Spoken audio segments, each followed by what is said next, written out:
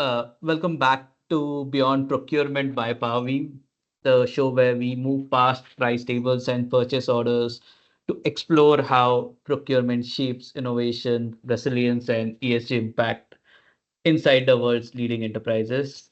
Today, we tackle a question every CPO is wrestling with. We got the AI tools, so why aren't we moving the needle? And for this, our today's guest is Zyad Khan. He is a fellow of CIPS and a procurement leader behind digital initiatives at Dubai World Trade Center. He has a great career, and I would like, Zahid, you to speak something about you so our team and our audience knows who you are. Thank you very much, Deepak. You mentioned I'm a fellow of SIPS, but I'm still a student of procurement, and I'm very proud to still be a student because this landscape allows you so much in terms of our interaction and learning from each other, be it a vendor, be it any stakeholder. So I've been in this region for about 25 years. I was very lucky to be associated with some big names here, Emirates Airlines, Private Office of His Highness, and now in the last 12 years, I've been looking after the World Trade Center's procurement and contracts area. With the growth that we have seen, especially GITEX is a flagship event, you see it moving into other jurisdictions. So this is giving us a new perspective across sourcing, across ethical side of our business, sustainability is something that we're very closely looking at. And obviously the influx of technology and the buzzword, which is AI. So we are not really swaying away from that. This sort of interaction I'm always open for because, like I said, a student in procurement would obviously lean on to such conversations to keep learning, as simple as that. And that also allows us to share perspectives because in procurement, we say there is never a right or a wrong. It's all about your situation. Decide what works for you and improve your decision making as you go. Brilliantly put, Zahid. I mean, we really want to uncover both such insights, and you have discovered the success that with any new technology comes it basically comes down to one capability that rarely is spoken about, and that is adaptability quotient, or AQ in in simple words. In this conversation we want to understand from you why AQ, the adaptability quotient, not IQ or EQ, predicts whether AI projects stall or move ahead, and what are some of the practical ways that you have dealt with those challenges, how they can help other procurement teams, and we'll try to know more about how you have done this in the past. So let's get started with Zayed Khan. Yes, so I think AQ, and I was speaking at a conference a few weeks back, and adaptability quotient was something that was actually was overpowering the emotional or the intelligence quotient that we generally used to have, EQ plus IQ, and then you have the human intelligence, and then you complete the equation by having that adaptability quotient, and then your AI landscape becomes very useful. Now, uh, think about us as being procurement people. How would or how should we buy technology? What is the rationale behind buying a tool? See, before we actually look at functionality, the first decision we take is buying that thing, buying that piece.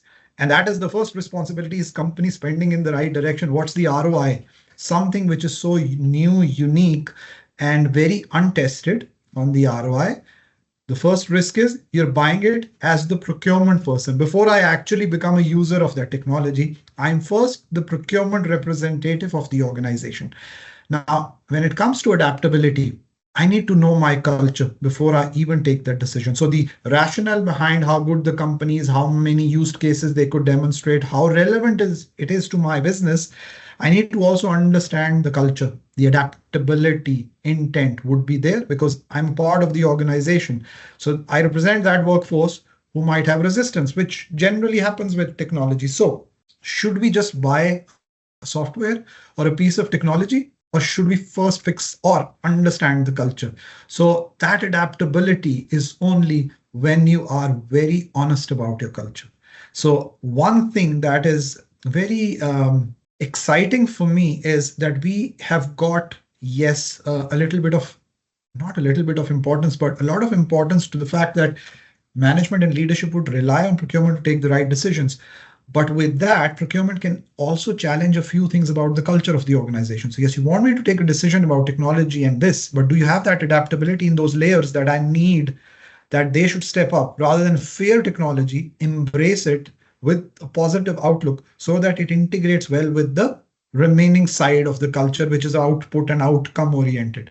So the one side of, or one piece of advice here that we all take from our mentors who are better placed on buying technology would be, don't just buy transformation by buying software. Fix your culture, because that's where the adaptability lies. I mean, what you ended with that statement, that's a very powerful one. Fix your culture. And, it's not just a tech problem, it's a culture problem as well. And what do you see some of the most common organizational fears around AI in procurement?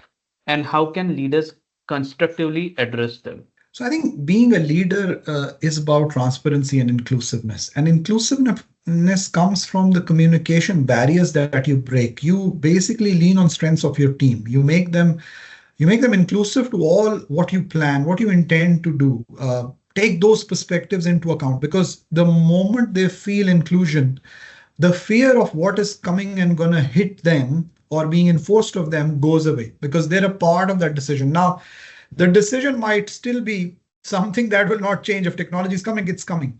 But the way you transform the culture by your sheer leadership of making it very inclusive as a decision and respecting the perspectives of people who are going to be the users day in, day out, I think it's going to make a huge difference. And that's where being closer to the pulse of your team, it's where the adaptability or that acceptance will start happening. They'll not fear it.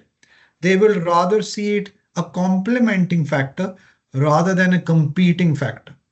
Because technology taking away jobs is a very generic statement.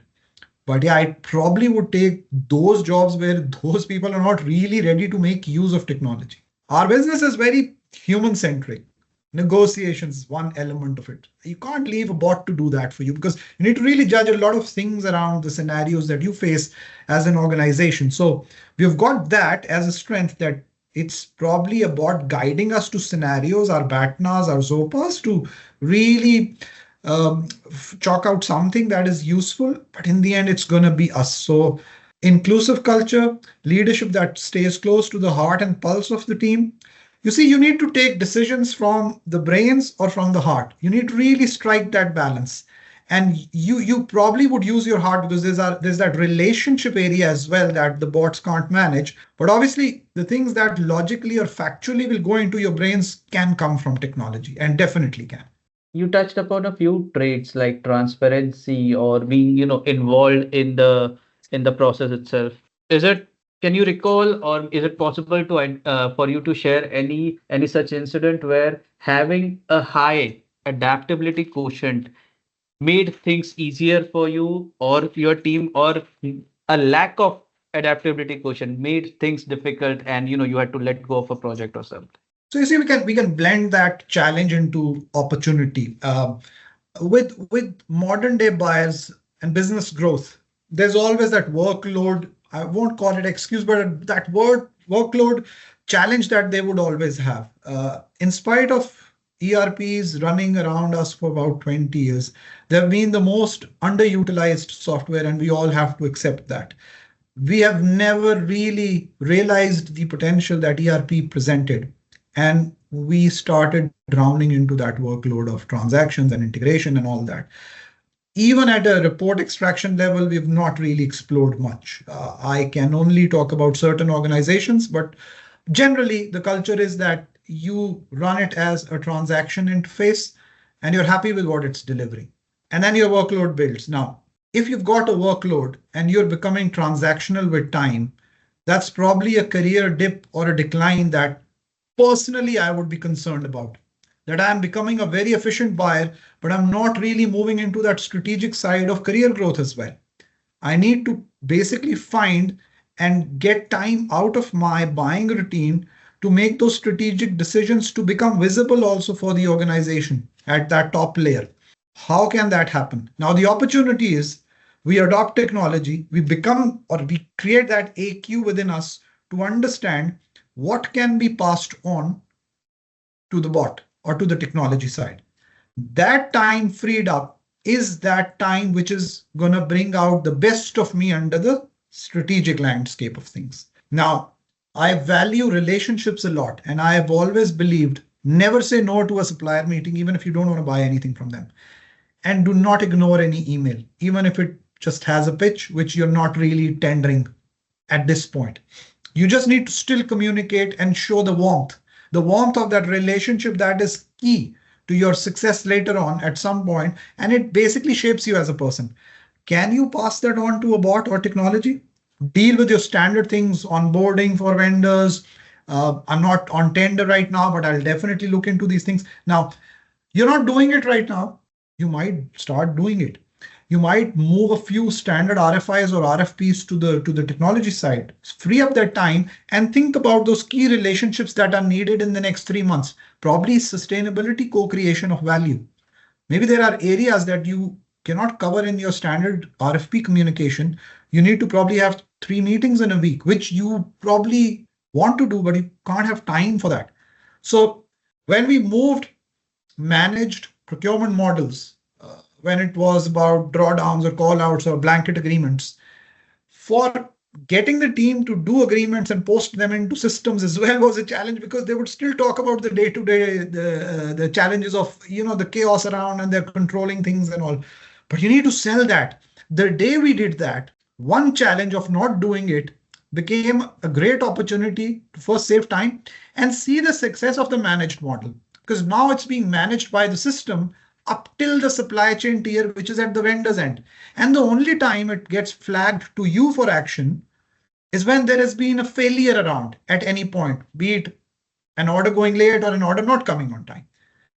But 95% was proven to be managed without a problem, which was 95% of you being managing it as if this is your problem. So this was sold, and not just at one area, but yes, we have volatility. We will have disruptions. We can't lock prices in every area, but we need to tell ourselves and first sell this to ourselves. We need to be a better selling person than a buying person. Sell this idea to yourself that I need to do it because it's going to free up my time to do better things for the organization, which will make me more visible on value. And I won't remain just a buyer. I would probably become a strategic powerhouse that the entire section is looked at. People will start leaning on us for ideas. So that's how I saw it work. And obviously it's a gradual process, but I see this as being the foundation of successful initiatives going forward. So, I mean, that very aptly put. It's not just about freeing your own time or making yourself efficient. It also is a career roadmap for you to become more visible and grow in your role, grow into leadership. I mean, that's a very great motivator to do that. I mean, you can't have a better one in a corporate world.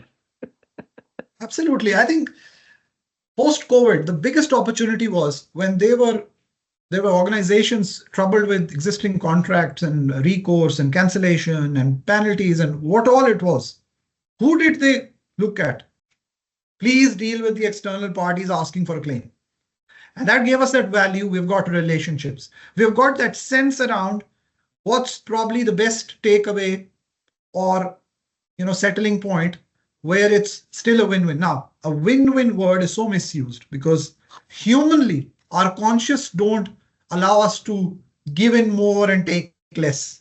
So we can't see the other party winning more. That's very but things did change. You realize that it's not sustainability as green. It's his business sustenance as well as another party.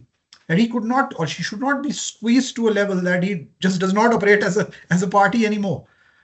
So that's where post-COVID, you started understanding company or the organization or the leadership is looking at you, bring us out of this problem and drive the way forward as well. And when drive the way forward, that's where you need to be visible. They can't ask a very efficient buyer to take strategic decisions for the organization. You need to really be visible on that front.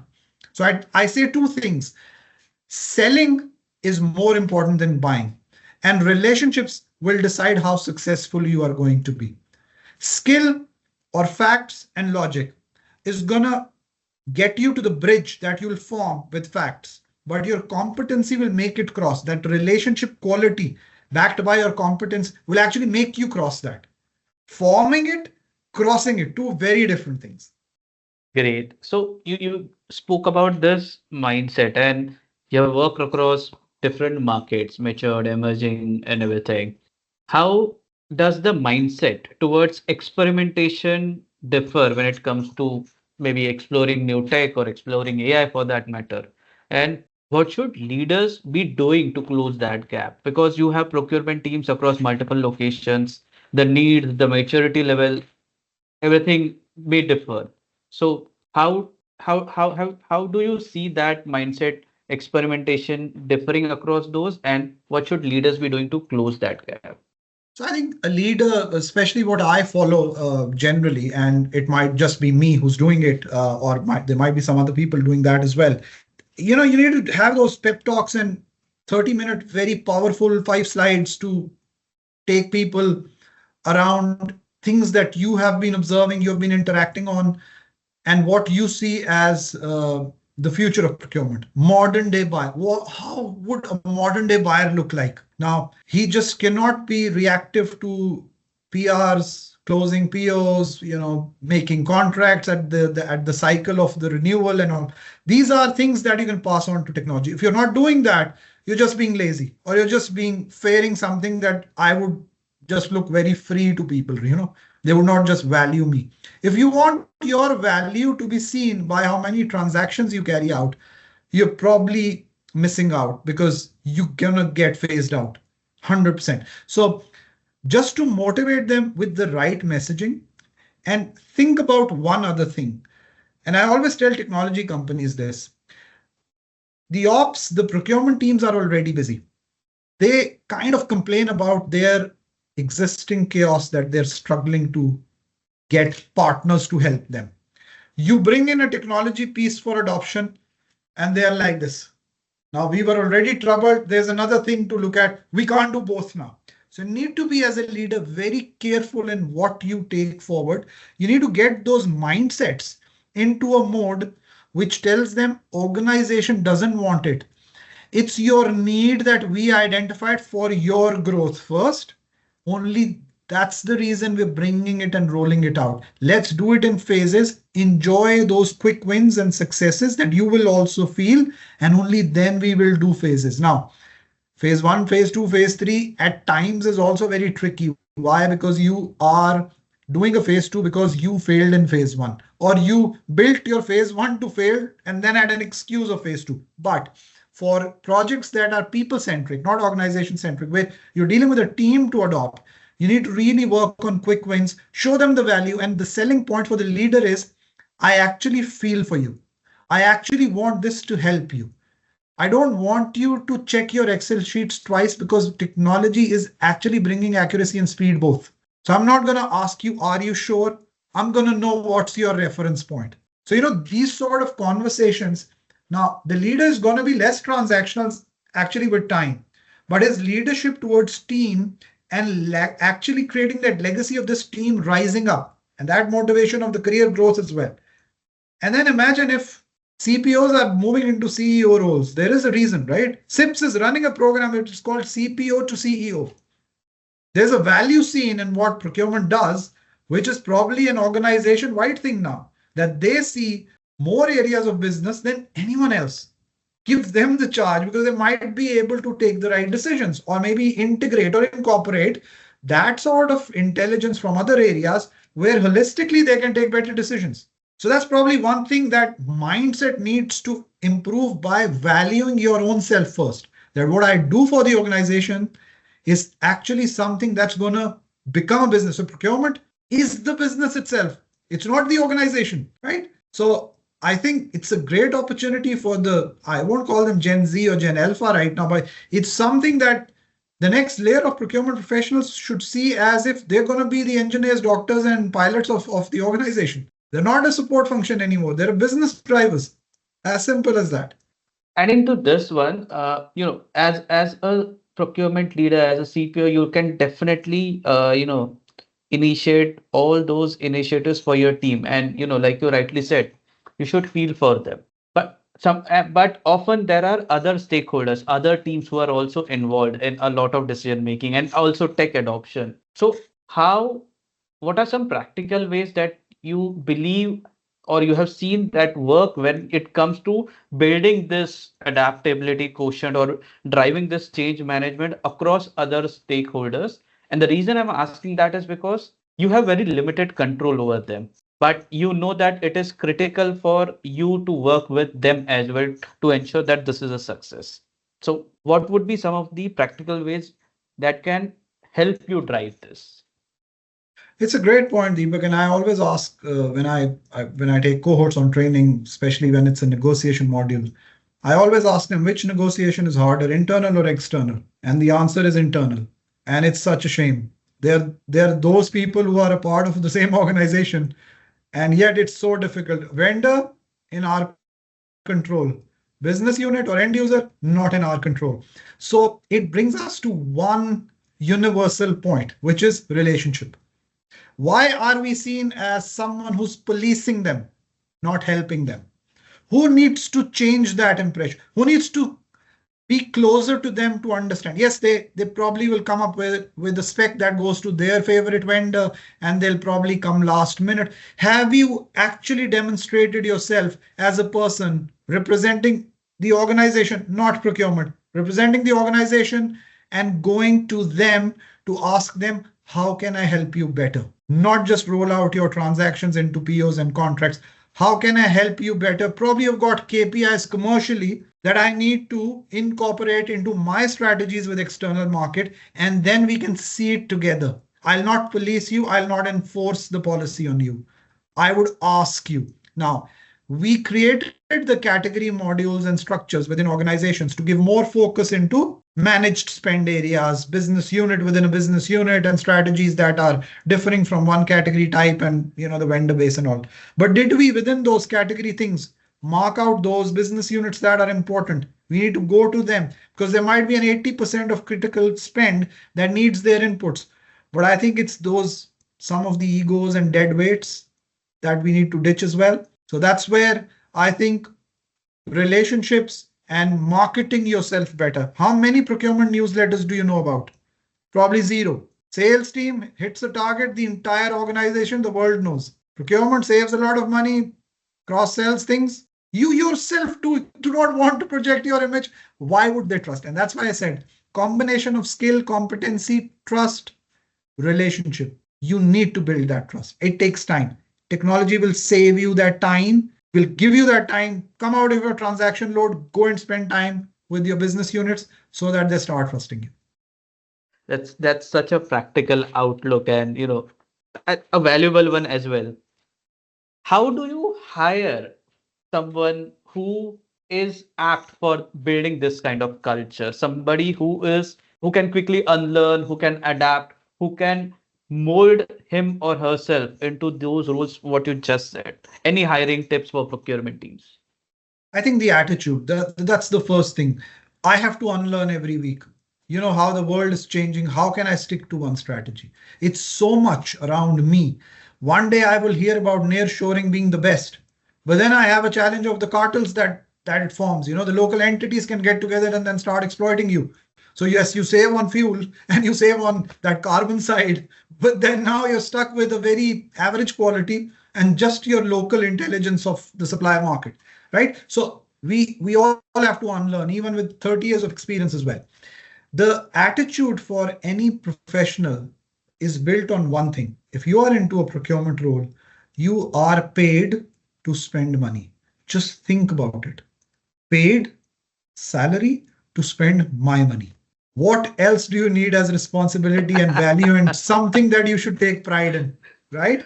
I want to sell that. I want to give them that message. I'm paying you to spend my money. Please be responsible and show me that you're bringing value. Think about it's your grocery within aisles and you're picking the right product, the cheapest one you're finding for your beverage, for your dry goods, cheese, dairy, whatever, right? Do that for me at a corporate level. Show me the strategies. I've given you a system, ERP, technology, infrastructure, everything. You've got an AI tool to source things the way a marketplace runs, right? That's probably my message to the next generation. Please enjoy this profession. You're being paid to spend. I love the way you put it out. You are being paid to spend business money. All you need to do is show your value that you are spending it in the right way. That's it. Absolutely. Amazing, amazing. So, a couple of last questions for CPOs or teams who are listening to us. And what's the one habit or decision they can make this quarter to start improving their team's adaptability quotient? I think they need to do a very quick gap analysis of the skill set of their team members. Now, one is the training side of things, that if there is a technology related, procurement related gap they see, they need to quickly fix that because they can't live with something which is becoming outdated as a skill set. So that's one. The other thing is if they are struggling with the relationships on the interpersonal side, that's probably something that they need to coach them to become better and improve. Even if it's for the leader to lead some of the meetings with the stakeholders and take them and show them how you need to bridge that, I think it's unavoidable. Now, for a leader to take a 10-year-old buyer in an organization and go and try to bridge a relationship, it looks very odd because you're expected to have that relationship for 10 years. But the reality is those relationships have become bad. It's not improved, it's rather becoming more distant. So I think the leader needs to step in to plug these gaps very quickly and then stay close to the progress.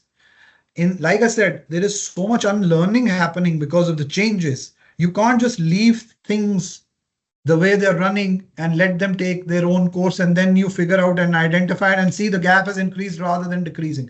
So staying close and feeling the pulse of changes, very important for the leaders, because in the end you can keep changing, swapping team members, but you're only building a bigger problem because the time lost in supply chain is actually cost. Yes. It would probably cost you a customer. So that's what it is. It's an end-to-end integration, product to customer. In between, what's happening is your problem. The customer does not really care about your team and skills and all. You need to really bridge this end-to-end. So I think the more they're closer to the action, those 2 decades back structures, hierarchies, and I'm only seeing things above 500K and all that. You need to, even if it's 5K, if it's principally not the right way, you need to step in, correct it. And if above 500K, principally it's in control and visible throughout, there is no problem, there is no risk. And technology will cover us for that. Why did blockchain promise so much? Real-time authentication, right? Transparency. Time saved, approvals like this. So there are things that you would still have to monitor, but then you need to really decide, identify, and stay close to them because those progress graphs will decide how are you going to fare in the business. And remember, technology taking jobs away, and there is going to be more work. Trust me. The businesses are growing, population grows, so the work will grow. So what technology will bring as facilitation with the effort and accuracy, it's probably that extra load that is going to hit us as well. So, that's where even if you will not adopt it for your own ease today, for that extras that are going to hit us with sustainability demands and new markets and all that, you probably will still need that help, right? To cover your workload, which has always been a problem. So the leaders need to be very careful about how would you retain, how would you motivate them, and what is that progress path that you would monitor closely and make changes to it if it's not working right. Amazing. And with that, one last question, which is very specific to this behavior, is if AI is a journey, what's that one behavior procurement professionals need to unlearn to move faster? I think the thing that troubles them most of the time is the word follow up. They need to really unlearn that they need to dedicate time for follow ups. Why a need for follow up? Something is not working. Someone is not doing his job. That's why you need to chase him. Now get to the point, break it down into priorities and lower priorities from where that follow up stems. Why? Sort those out and then see. Because technology will come, but bring it to a a system which is already shaky and not really giving you value, what would technology do? You've just bought a software, but you don't really know what it needs to do for you. So you need to map, why am I troubled by, say, and follow up is a very common. Are you chasing a vendor? Or are you chasing a spec? You're chasing the system approvals. I mean, many things. Now there are dashboards available to really see who's basically sitting on it. All this is a part of their 2 hour job every day out of the 8 hours.